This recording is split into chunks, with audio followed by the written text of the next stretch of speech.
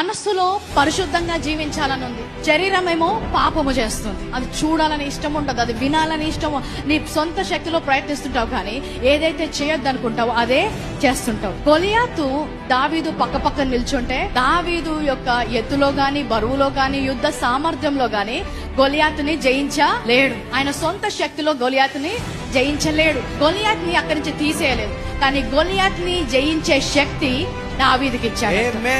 ఈ పాప విషయంలో కూడా అంతే. ఈ పాప విషయంలో కూడా నీ సొంత శక్తితో నీవు గెలవలేవు. ఈ లోకంలో ఆయన పాపాన్ని తొలగించలేదు, కానీ ఆ పాపాన్ని జయించే శక్తి ఆయన కృప ద్వారా మనకు అనుగ్రహిస్తున్నాడు. రోమా 6:14 ఏమంటుందంటే, మీరు కృపకే గాని ధర్మశాస్త్రమునకు లోనైన వారు కారు గనుక పాపము మీ మీద ప్రభుత్వము చేయదు.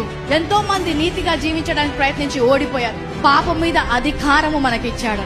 అది కృప ద్వారానే సాధ్యం, ధర్మశాస్త్రం ద్వారా సాధ్యము కాదు.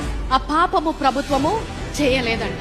కృప మనకిచ్చింది పాపాన్ని జయించడానికి, పాపంలో జీవించడానికి కాదు. చాలా మంది వాక్యము అర్థము కాక కృపా వాక్యము బోధించబడినప్పుడు పాపాన్ని ప్రోత్సహిస్తుంది.